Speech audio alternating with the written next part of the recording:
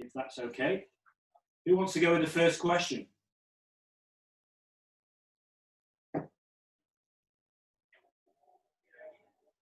I'm happy to go. Go on, John, yeah. So, I mean, obviously you've played international cricket a long time, but I guess you've not experienced anything quite like what you're going through at the moment in terms of, playing and training and interacting with the guys. How's it been? Yeah, it's been very interesting. The first thing that struck us all was how much work has gone into everything here. I mean, we feel incredibly safe, but the detail that's gone into this biosecure environment is incredible from everyone behind the scenes.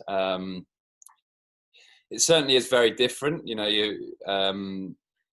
I think we're allowed certain amounts in the lunch and dinner rooms. We all have our own individual tables. So although there's a lot of people here, I don't know how many exactly, but maybe 45, 50. We're actually not seeing that much of each other unless you train with each other. You might see someone in the corridor to say hi, but we're not really able to socialize particularly. So it has felt a little bit strange, but it's great to get that feeling that we've got a game of cricket coming up soon.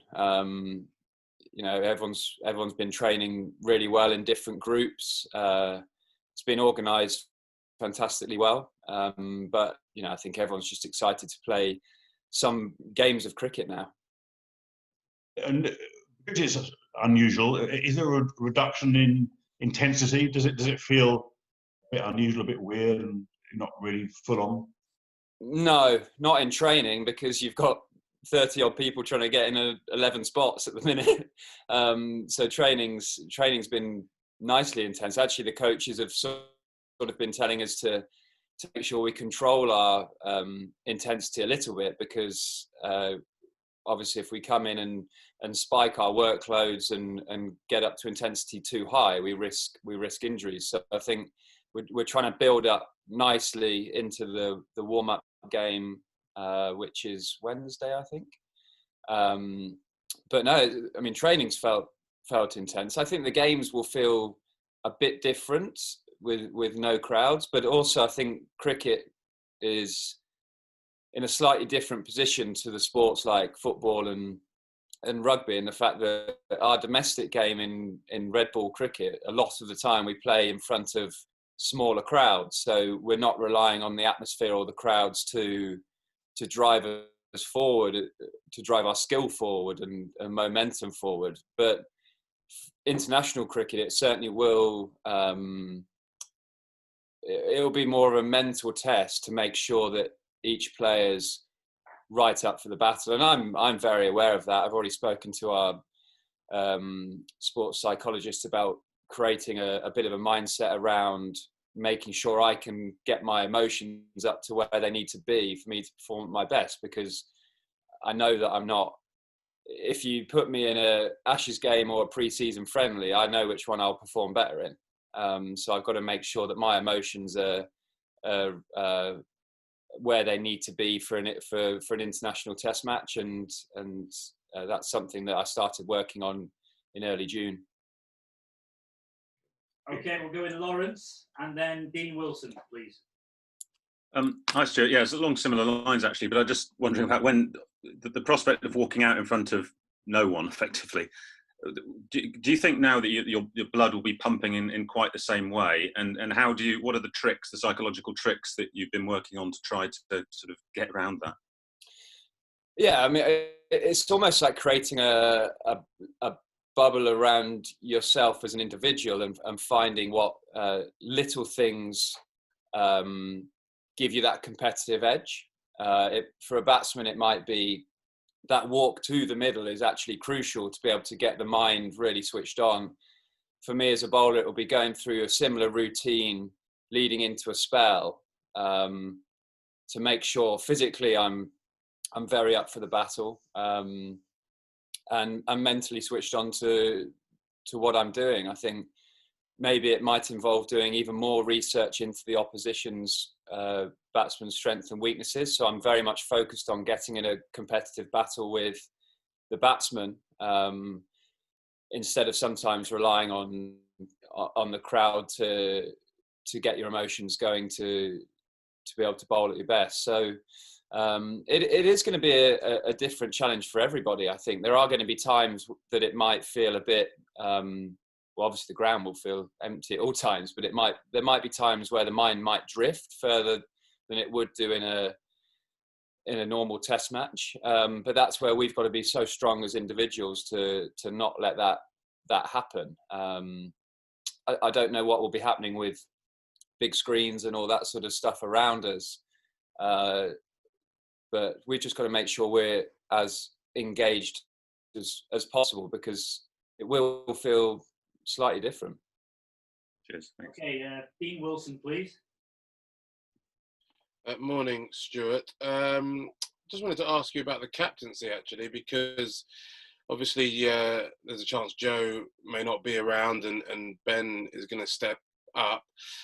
As a fast bowler who has been an England captain, I know not at test matches, but certainly for the T20 side, how did you find that job as a bowler, and how do you feel Ben might cope with it over a 5-day period?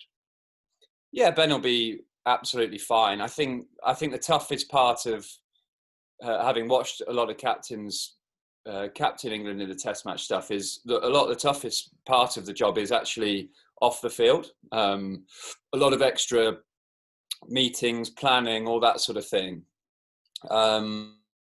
which Stokesy won't have to get too involved in. So Stokesy's got a really good cricket brain. He's someone that's grown and matured incredibly over the last 3 or 4 years. And to come in and captain one game, I think he'll find very easy. And I don't think there'll be much sort of stress or pressure on him, to be honest. It's not like he's being judged over a long period of time on decisions that he makes. He's taking over Ruti's team to make on-field decisions. So I don't think he'll struggle in any aspects, to be honest. I think one thing we have to encourage him as other players is to make sure he uses his own ability as a player as well. You know, sometimes captains can be quite shy of bringing themselves onto bowl, or there's other things going on that they don't want to take responsibility of that part of the game. But I think as players, we just need to encourage, actually, Stokesy, now's your time to come on with the ball and make an impact. So, yeah, I mean, I've got no doubts that Stokesy will be brilliant at captaining England for this one-off test match or 2 test matches. I don't know how long it will be. I think the pressures arise when the job's full-time and there's a lot of other meetings that go on around and planning. That's when the captaincy becomes very tough. I also just wanted to touch on something that Jimmy Anderson spoke very eloquently about a little while ago regarding the Black Lives Matter movement and racism, or potential racism in cricket. Questioned himself whether or not he'd, done enough in the past, and obviously been in that dressing room for a very long time. Basically, the same kind of question to you, really. Have you done a bit of thinking about this issue, and what's your take, really? Yeah, I mean, I've done a lot of reading and talking about everything, and looking at cricket moving forward. I think the ECB will do a lot of work and have done a lot of work about opening pathways, really. And we're not just talking into the cricket team, the playing team. I think it's every aspect of the game that we love. Coaching, administration, journalism, physio, every pathway, trying to sort of create opportunities in them. But yeah, I mean, I didn't hear what Jimmy said, but I know Jimmy has done a lot of thinking and learning about that. And actually, I think it's been good to just open the conversation with everyone, hasn't it? And people can admit that maybe their views were different, or they've made mistakes in the past. But it is about moving forward and making sure that everyone is thinking in the right way in the future. Yeah, thank you. Okay, Chris Stokes, and then Matt from Cricinfo. Morning, Stuart. Morning. Oh, Chris Miller. From sort of the start of Chris Silverwood's time as coach, I guess going back to New Zealand November, he's been pretty clear that the medium-term goal for you guys is building towards an Ashes series next winter in Australia.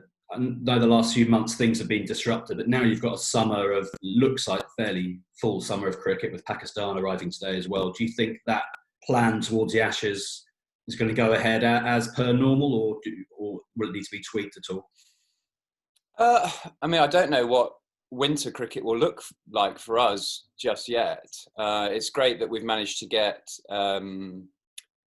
a summer of cricket in England, although in very different circumstances. But we don't know what that path looks like towards the Test Championship next summer and going forward. I think we're in a position now that we've almost got to go short-term goals instead of looking ahead and making sure we do our job in the business this summer.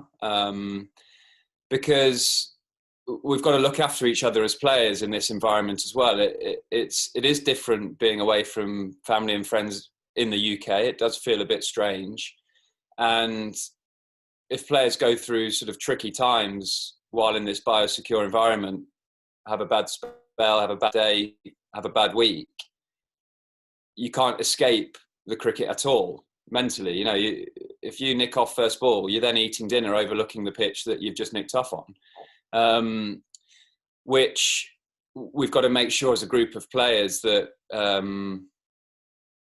you know, we don't look too far ahead at future series. We get it right now because if we get this wrong in these 6-7 weeks, we could lose these series against two very good teams. We know the danger of both these teams. I think it's probably the strongest West Indies side that I would have played against. Certainly bowling attack. I think they're very encouraged with the ranks they've got there.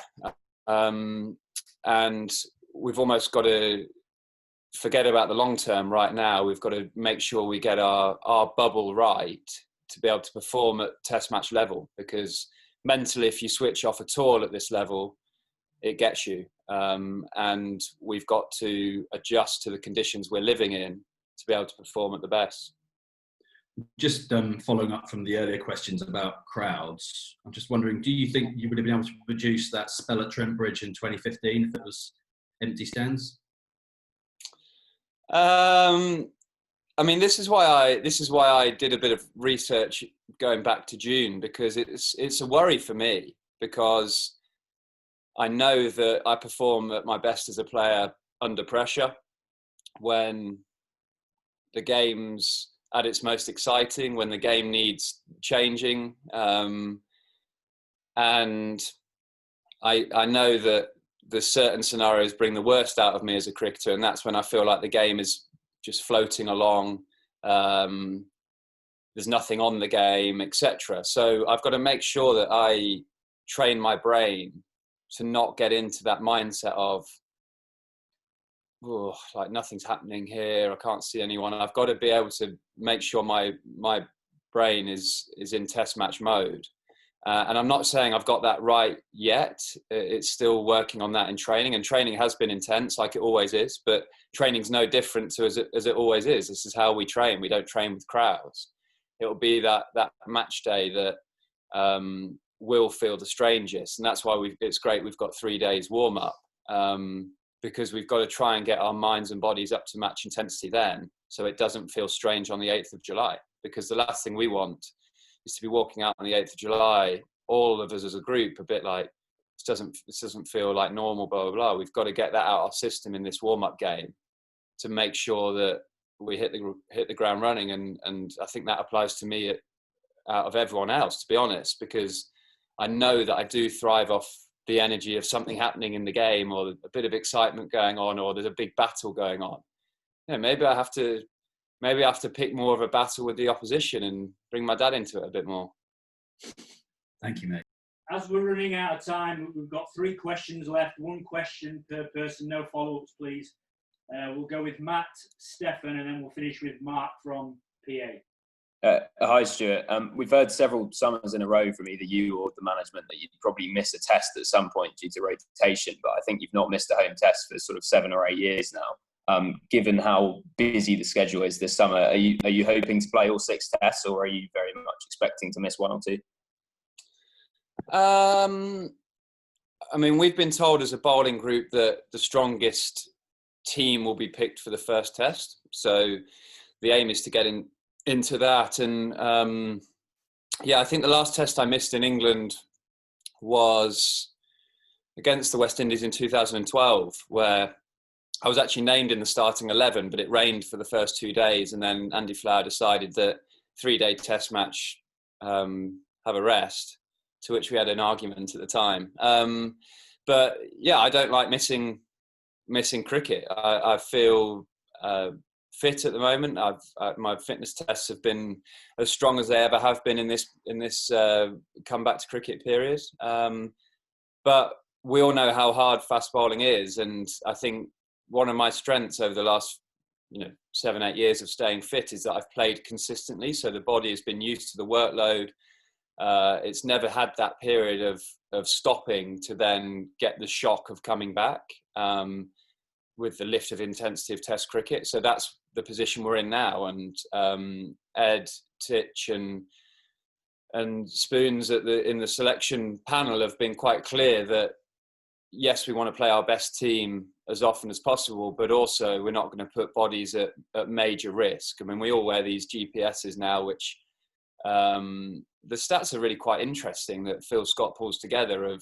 He can almost predict when an injury might happen. It's not, if you bowl 25 or 30 overs in a day tomorrow, you won't get injured the next day. It's a bounce of like 2 weeks is when your height of injury comes. And that's where the resting and recuperation comes into. Look, if you're in the first team on the 8th of July and you're in that bowling attack, and if you do your job well and bowl a team out and only bowl 20 overs in the test, then I'm assuming you're going to play the next game. So that's got to be your aim, hasn't it, to try and play. And yeah, I mean, I would love the opportunity to start. And then so it's always going to be hard and frustrating if you're told you're not playing a test. But there's also a bigger picture in that, in them looking after us as fast bowlers. And we can see, Jimmy came back at Boxing Day. We had a bit of illness, bowled loads on Boxing Day and got injured 2 weeks later or 10 days later. We probably want to try and avoid those sort of things with our bodies not feeling as tough and cricket hardened as they would be in a normal summer come July.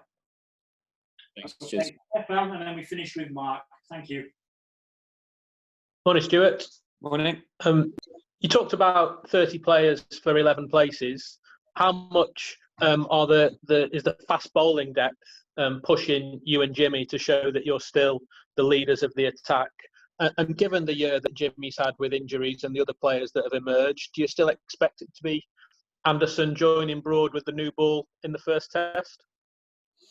Hard to make predictions on who we're thinking for the first test, but from the training that I've seen, it's pretty impressive, the bowling that's going around. I bowled with Mark Wood a couple of days ago, and he bowled beautifully.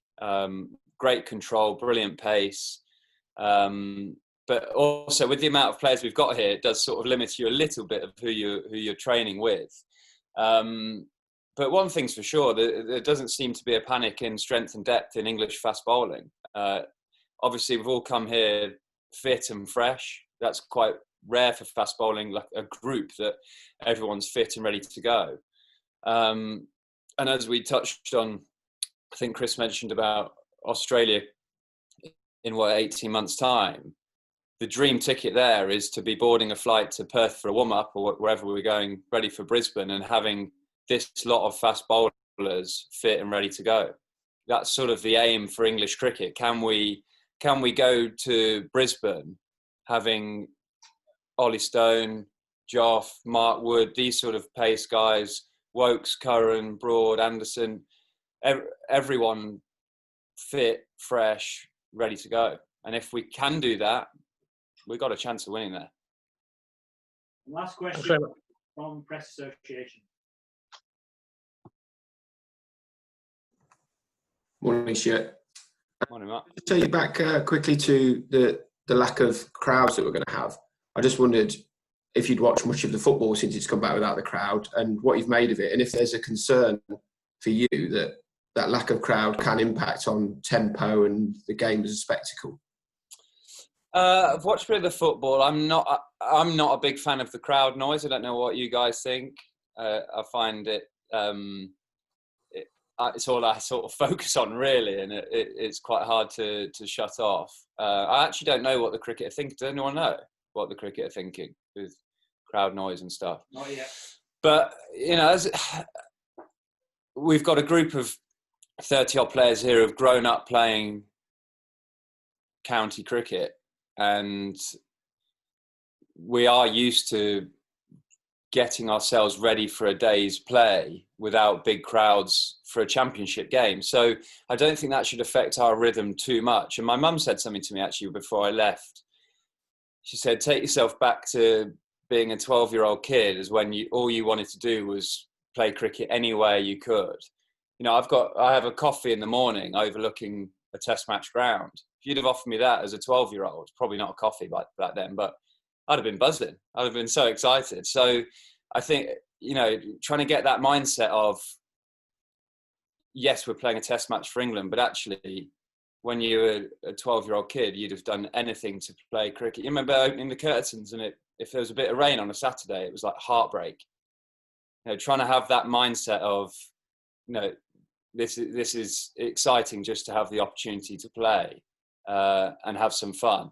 And it actually gives you a bit of energy when you think like that. You know, think how many people, even just going down to the next level at county cricket, who would, you know, jump at the opportunity to have what us 30-odd players here have got. We shouldn't need anything else. Okay, thank you. So just a reminder, 6 p.m. embargo on this for this evening, and I'll let you know later today who we're going to put up tomorrow. Thanks again, everyone. Have a good day. Cheers. Thanks, Danny. Thanks, Stuart. Cheers, guys.